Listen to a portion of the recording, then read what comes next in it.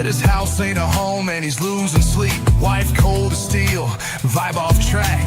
Ask me how the hell to get his edge back.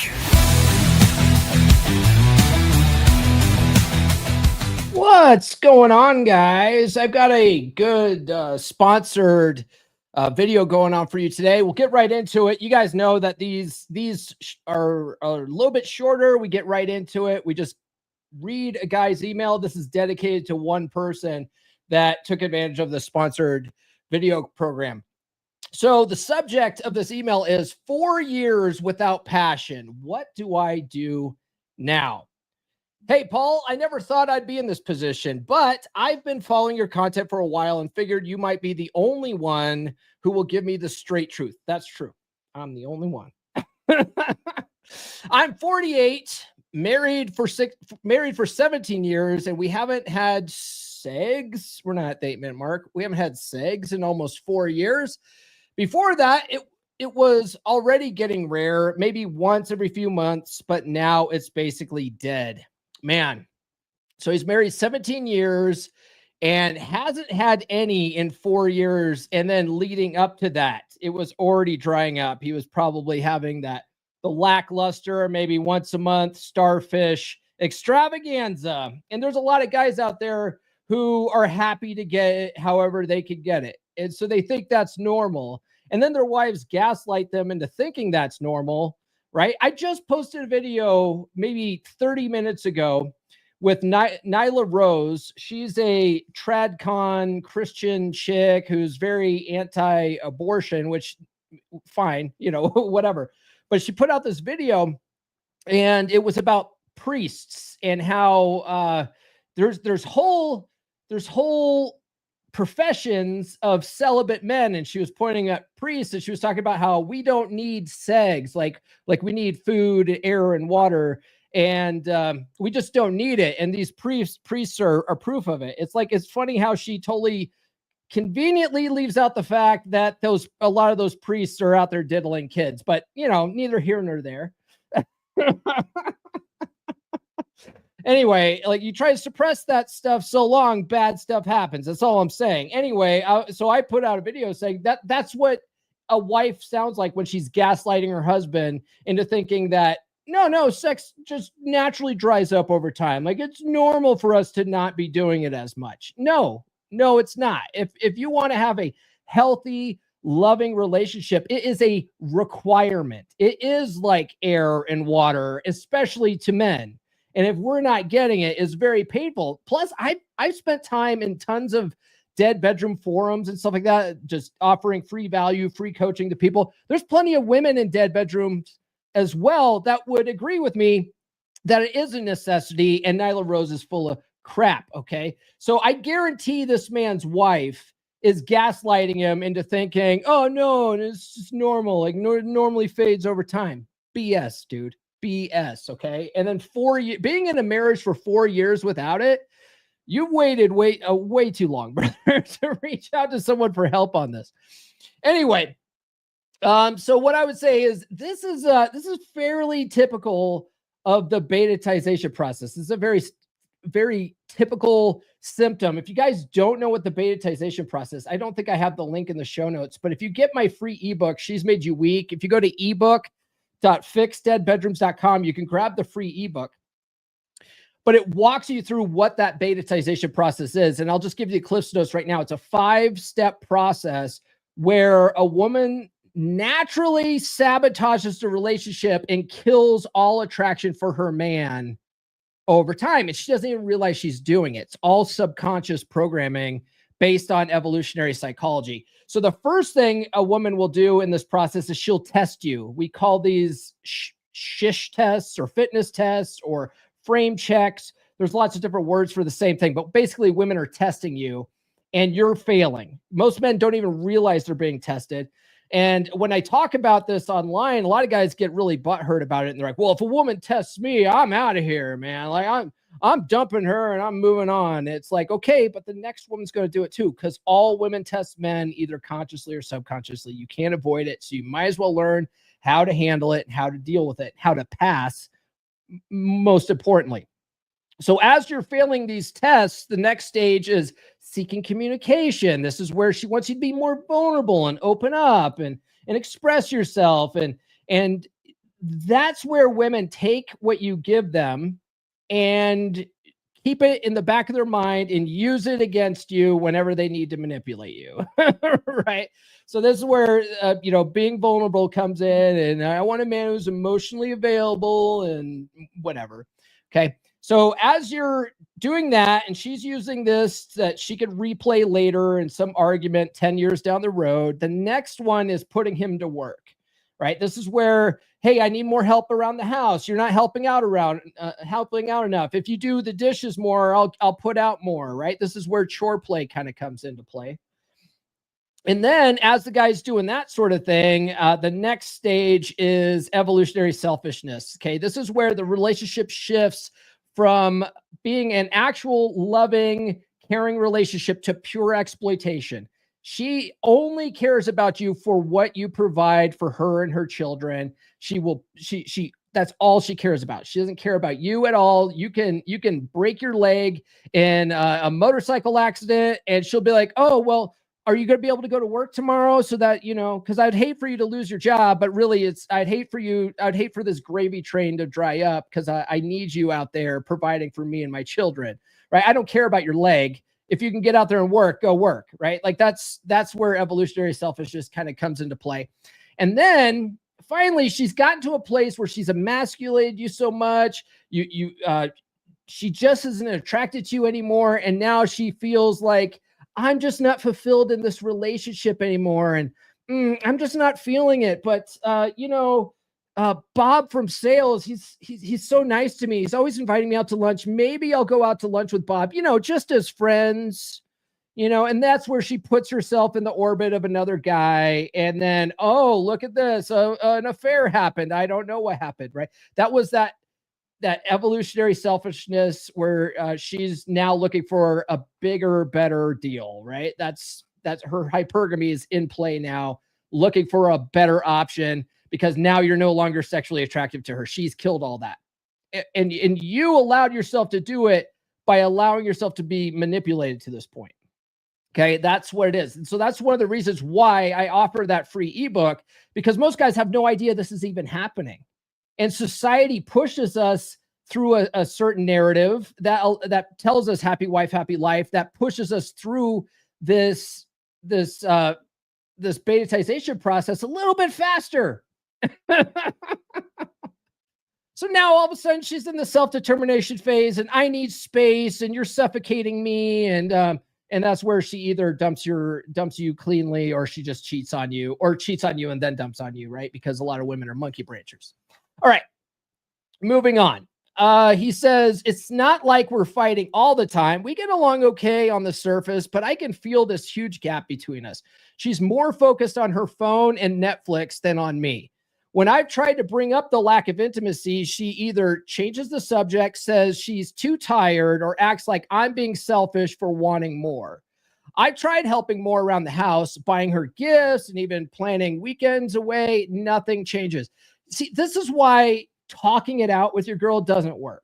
Okay. And I was just on a podcast the other day. I don't even think it's going to come out until January. It was on a woman's podcast. And she even brought it up. She's like, well, if a guy's feeling that way, why wouldn't he bring that up? And I go, men do bring it up. Men do bring it up, but women aren't listening to the words coming out of your mouth. All they're hearing is you whining and complaining. That's what it feels like to them when you complain that she's not putting out enough. It feels like you're whining and complaining, and she doesn't care. She doesn't care. All it's making her feel like is you're more weak and I am right for not putting out with you or putting out for you. That's all it does. So talking it out doesn't work. Communication is the key to a healthy. It's bullshit. Okay. It would be the key to a healthy relationship if men and women communicated the same, but we don't. Men are a little more direct. We say what we mean. Women only hear tone and read your body language, and they're not even listening to the words coming out of your mouth. So it's all about your tone and body language and how it makes them feel. And we're not even speaking the same language. So talking it out just doesn't work. Okay. And so he was saying that, let's see here. What was he saying? So she acts tired, acts like I'm being selfish for wanting more. I've tried helping more. I've tried helping more around the house, buying her gifts, and even planning weekends away. See, helping her more around the house sounds like Choreplay, doesn't it? And if you watch a TikTok video, women are happy to really hype up that Choreplay. It's propaganda. It's blue pill propaganda. It doesn't work, right? Like you doing the dishes does not make their panties wet. Okay. You cleaning out the gutters does not make their panties wet. That's all the putting him to work stage type crap. Right. Does nothing for sexual attraction. Okay. Buying her gifts, planning weekends away. Those are all covert contracts. That's classic nice guy behavior. Okay. What is a covert contract? That's where you're doing something nice in order to get something from her without articulating it, what your needs are. Right. And so hey, I'm buying her gifts. I should get some now. I'm planning a weekend getaway. She should put out now. And then when she does it, you get resentful about it. I just did an episode yesterday on that resentment. That's where a lot of that resentment comes from when it comes for men trying to fix their relationships, is because they're doing this covert contract shit, trying to make her happy in order to get something, right? Doesn't work. This is why love languages are bullshit. Love languages are absolute bullshit. There are studies out there that show that love languages have no bearing on fixing a relationship. They do not work to fix a relationship. If you start with love languages from the beginning and you continue and you're both doing them continuously throughout the relationship, yeah, it's nice. It's a nice thing. Like we sort of like all the different love languages, sure. But if you're trying to use love languages in order to fix a relationship, you're basically trying to negotiate desire. You can't negotiate desire. Ends up becoming covert contracts, and then you further erode that attraction that she had for you. Okay? Doesn't work. The truth is, I've let myself go a bit too. I used to lift weights 3 times a week and had a decent build, but over the last decade, I put on about 25 pounds and work has drained me.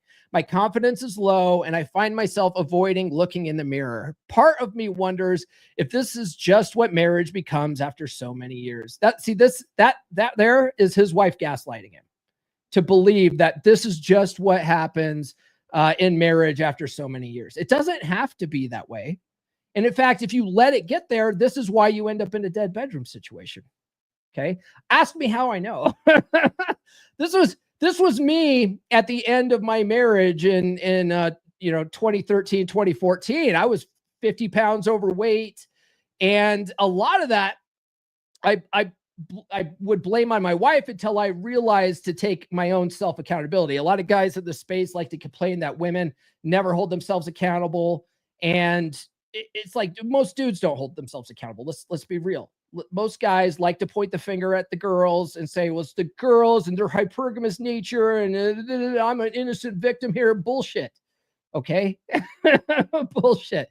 Now, ignorance is no excuse for breaking the law, right? Well, ignorance, it'll get you. It's the same thing. Ignorance of the game doesn't protect you from the consequences of being ignorant of the game. Okay. You will end up in a dead bedroom or divorce if you don't understand the game and don't know how to navigate things correctly. Okay. But this is one of the reasons why in the red pill space, we tell guys to hit the gym. Okay. Hit the gym. Never stop working out. Never stop working on your fitness level. It's paramount. It's one of the core 4, right? Money, muscles, game, and fame, or frame. I always say fame. I always mess that up. Money, muscles, game, and frame. Shout out to MLD for that one. Okay. But this is also why a lot of guys hit the gym after a breakup. They instinctively know that they need to go to the gym and lose weight and get back in shape if they want to attract a better woman, don't they? but they don't do it in the relationship, right? Why are we not doing this? Why are we not continuing this in our long-term relationships? Just before the show, the reason why I was a few minutes late was because I was working out. I was working out. I had to take a shower and I had to come in here and touch up my notes a little bit. So I was a few minutes late starting the show. I'm still going to the gym. I'm 46 years old today. It's my birthday, by the way. And I'm still working out, but I made this mistake when I was married. I let myself go. Okay. And I used to blame my wife for this. I said, so here's the way my fitness would work out after the Navy. Okay. So after I got out of the Navy, I would gain a bunch of weight, over a period of a couple of years, maybe 1 or 2 years. I'd put on a bunch of weight and then I would be like, ugh, I hate how I look in the mirror. And so then I would start counting calories and start running and start, lifting weights or doing calisthenics, whatever it was, to get back in shape. And I would lose the weight. I was a really bad yo-yo dieter when I was married.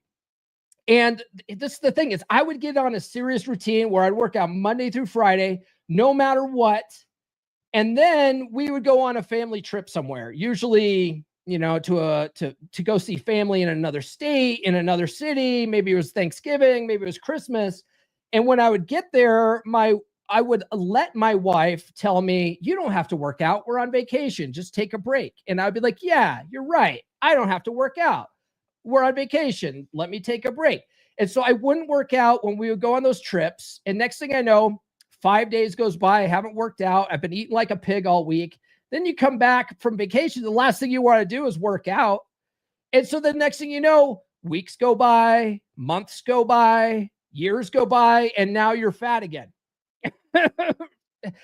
Raise your hand or drop a 1 in the chat. Even better, drop a 1 in the chat if that's happened to you, where you were in shape and then something stopped you. Maybe you got an injury and so you took some time off from working out. Maybe, I don't know, maybe work got a little too hectic, so you took some time from working out, and next thing you know, months and years go by and you're fat again. Okay, that happened to me a bunch of different times. I used to blame my wife on for that. And then in 2016, when I finally decided to lose the weight for good, I made a promise to myself that no matter what, I didn't care who I was with, even if I was on a vacation, I would at least do something. Okay, I would at least go for a run. I would at least do calisthenics in my hotel room. I would at least do something, no matter what. I was never going to let that happen again. When I became disciplined about that, and I didn't care what anybody said, if I had a girlfriend that said, "Oh, don't work out," I'd be like, "No, I'm working out." Okay. A part of that is being assertive and not letting women manipulate you, because that's the beginning of the betatization process. That's her testing you. If she says, "Oh, no, don't go to the gym today, stay in bed with me," and you're like, "Yeah, I'm going to stay in bed with you, honey, because that's what you want, baby, boo, boo, boo, boo," and then you don't go to the gym, she starts losing respect for you because she's able to manipulate you. Let that sink in for a minute. Okay. So he put on 25 pounds, which isn't as, when I got divorced, I was 50 pounds overweight. So you're not as bad as I was. Okay. But that's a shit test. And that I was failing it. Okay. So now I don't fail that stuff. You need to go back to the gym. This is why we always say, go hit the gym. Don't wait until your relationship's in the toilet. Right? Don't wait until you got dumped before you go to the gym. Go to the gym now. Go to the gym now. Start looking good now. Okay. He says, "I've thought about counseling, but honestly, I don't want to sit in an office rehashing the same arguments." Who does? That's why counseling sucks, right? "I want the intimacy and attraction back, but I'm scared that even if I change, it might be too late. Is there a point where you just have to walk away?" Well, there is. Okay. But let me tell you this. If you don't work on it now, you are going to have the same problems later in your next relationship, because relationships, like anything else, requires a certain set of skills. Okay. And if you never work on this stuff, you're going to have the same problems in your next relationship. So you might as well start working on it now. Okay, well, you're with a girl who's the perfect sparring partner. She's seen all your bullshit. If you can run game on your wife, you can run game on anybody. Okay, So if you start going to the gym now, start working on yourself, start working on your money, muscles, game, and frame, stop worrying about what she's doing, worry about you. This is the hardest part for men, because then they start doing this stuff as a big covert contract to try to get her to do something, right? You can't do that. But a lot of guys have to learn the hard way. But start working on this stuff now. And 9 times out of 10, they'll come back around. Okay. They'll come back around when you bring yourself back to the beginning of the betatization process, start learning how to handle her shit tests. Okay. If you can do that, you can turn this around. Okay. I'm telling you right now, if you can get yourself back to the beginning of the betatization process and start passing that stuff, you can turn this around. Now, there are a small percentage of women that are so mentally checked out, okay, that you start working on this stuff and nothing happens. Like, she will never get back on board. At that point, once you've worked on yourself, you've lost the 25 pounds, you've learned how to handle shit tests better, you've learned how to set the tone and lead, you've learned a better assertive communication, all the skills you need to have a better relationship. Once you've learned that stuff, then it's time to evaluate whether your wife is dead weight or not before that. Okay. Most guys are like, nope, she's the problem, I'm just going to dump her. And then they do nothing to work on themselves and they have the same problems down the road. Okay. My goal in my coaching with my books is to make sure you never end up here again, ever. Okay. You either fix this relationship or you level up so much, you find out your wife's dead weight, you dump her ass and you find someone better, but you never end up here again. Okay. That's my goal. All right. But you have to work on this stuff. You can't just skip to the end and just dump her. I mean, you can, you just aren't going to get good results later either. Okay. But counseling, fuck counseling. Okay. Fuck marriage counseling. It doesn't work. It doesn't work. Not one of the things I talk about in my workshops, if any of you guys have ever done one of my workshops, is why marriage counseling doesn't work. Did you know that marriage counseling has its roots from the eugenics program? It was never meant to keep relationships together. It was never meant for that.